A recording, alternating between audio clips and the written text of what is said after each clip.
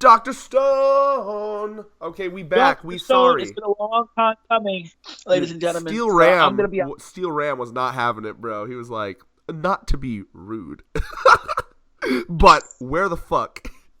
I love him. Love you, brother. I love you, brother. so I'm tired. So please don't expect like some 3-chapter review here for No, Dr. no, no, Stone. no, no, no. It's all right. I'll mention some shit, but mostly it's gonna be this current one. Yeah. You know? We back like we never left, as they say. Now, But the one thing I do want to mention though was the last chapter. yeah. I was gonna, before you even say it, the Senku fucking love moment where they had to fake that. We have to talk about that. We have to, because what have we been saying from the very beginning?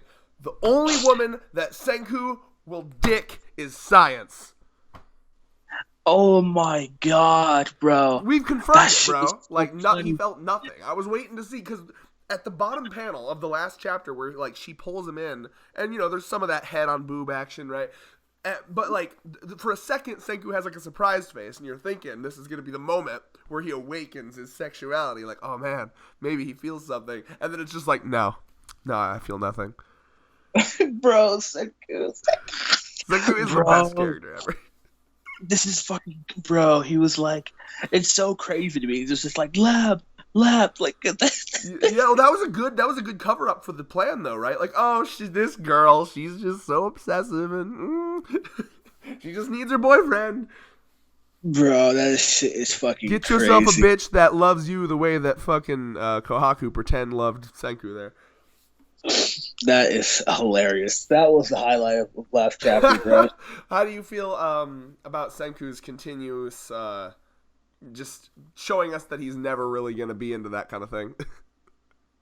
I know. You're still holding out hope? You holding out hope?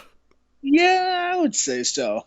It would be cute as fuck. Like, you know, that'd be like L from Death Note, like falling in love. You know, like that's kind of a cute thing when someone can break that mold in a character who's like normally not into that kind of thing. And Senku is good.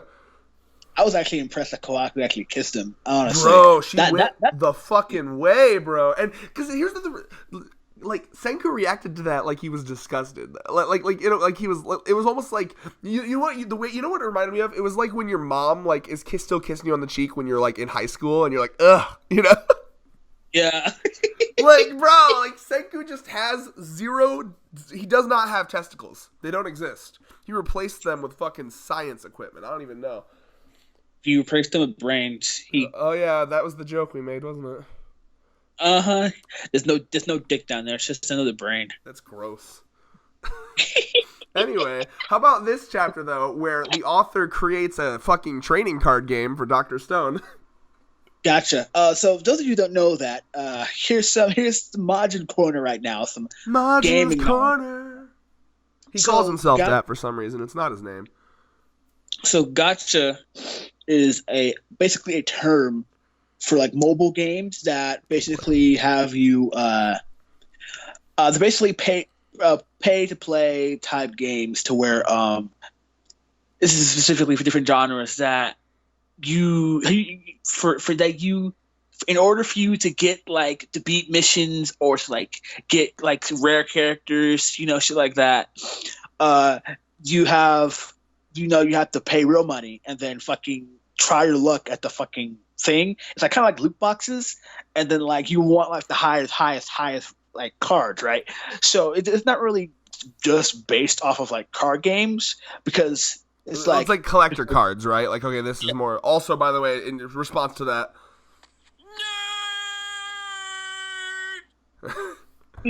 But yeah.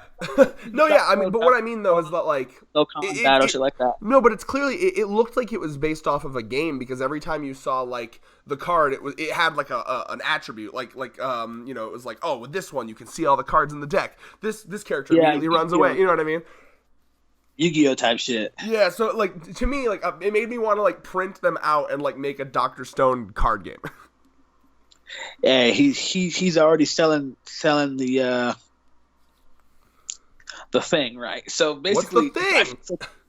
What are you talking about? I don't care how tired you are. Slap yourself awake, friend. The author is trying to he knows that Dragon Ball Z has a card game now, so he's trying to make a Dr. Stone card game to fucking counteract. By the way, like this is just another one of those series where it's so unique, bro. Like I really love the way that like the author presents shit is so fun. It's just fun. Like you know, like the author didn't have to make a metaphor. Like the fact that the characters are like, oh yeah, you know, that guy. If he was a collectible card, he'd be like the shittiest one, the one that you get in like every box. What a fucking great metaphor. You don't see a lot of manga making metaphors like that. I feel so bad for Ginru. He's just so hated. He's coming back, bro. Though, like his time is now. Like, and we see the flashback where he's like swimming and he's kind of like, you know, he's like, oh shit, it went off course because of the arrow that names are hard. What's the arrow guy name again? It's something with a U. I hate names. Yukio. Thank you. Is it? Why does that? See, I hear that name and it sounds like something from like Yu-Gi-Oh. It literally has his name in this chapter. Literally has his name in this chapter. These names, just letters, bro. They're just letters. It's almost like I'm reading a different language or something. Oh wait. You need to you need to watch the anime so you can remember. That's how it works, bro. I can't pronounce names until I see them in an anime dub. You mean sub? No, I mean typically I can't pronounce My Hero names. Depending.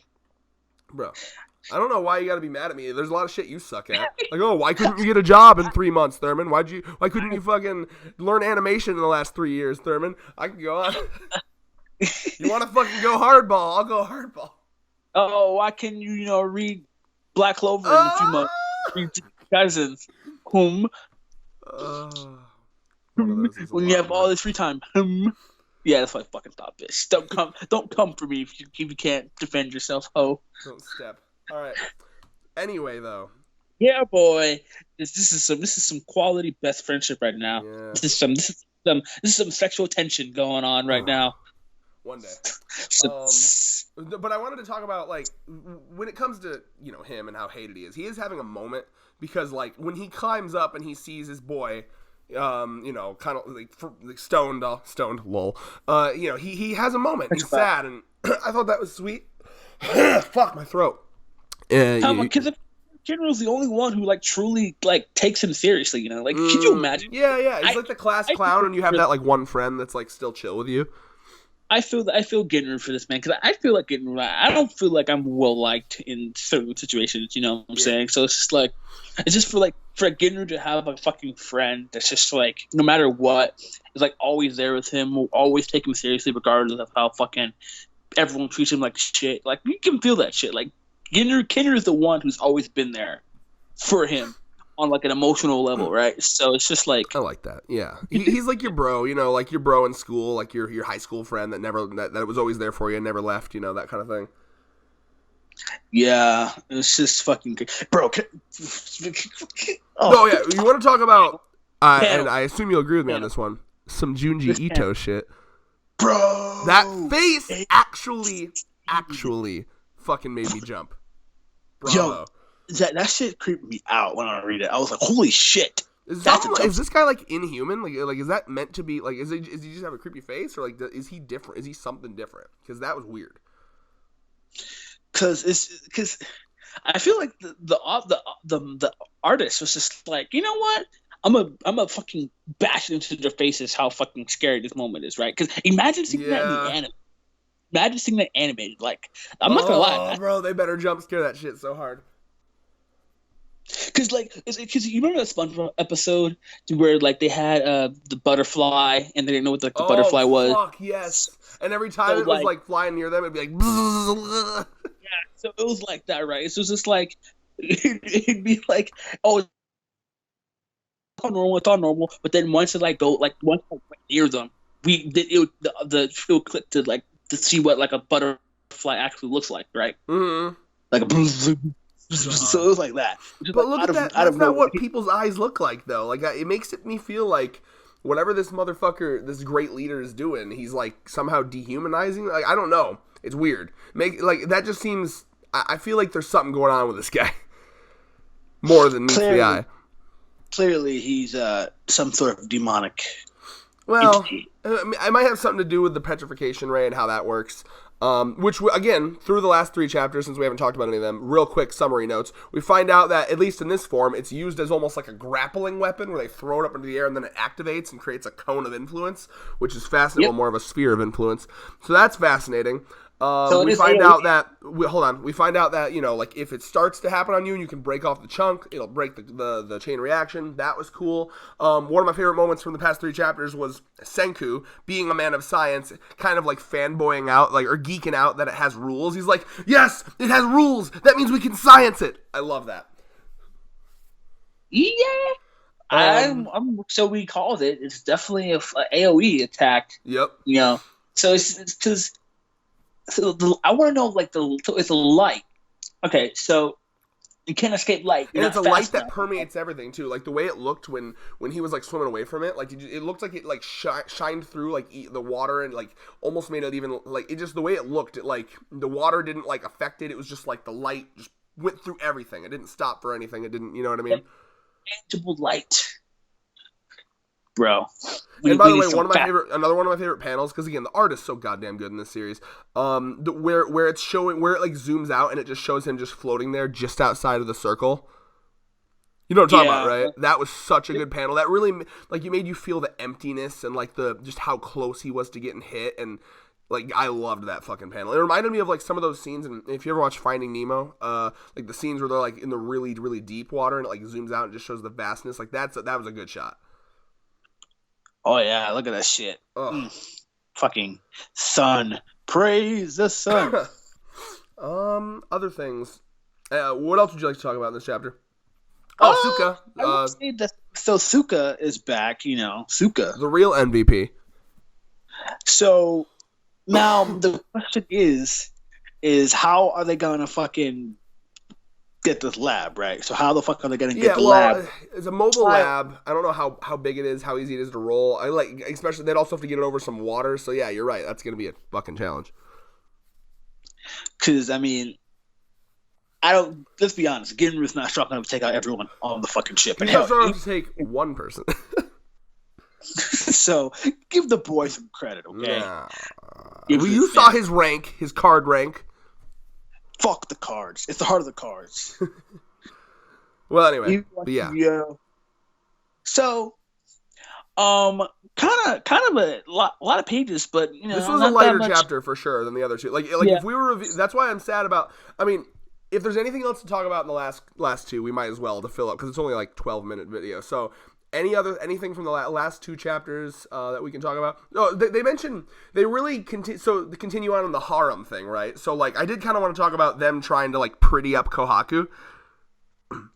Oh, good luck with that. First of all, I love that trope. I'm a big fan of tomboys. Sorry, I always mix that up. Tomboys, like boyish girls. I find that adorable. So like her just not understanding like that, like.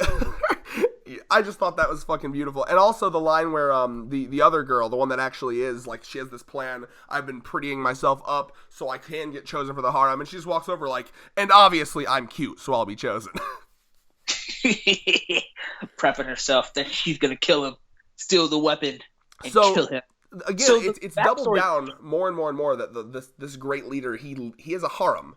And it's like, yeah, we must. They come to the village like all the time, get the new women that are just turning 18 and add it to his harem. This guy must be the perviest motherfucker. Like, I can't even imagine. Like, lustful, pervy. Like, how much sex is this guy having? Like, what kind of character is this going to be?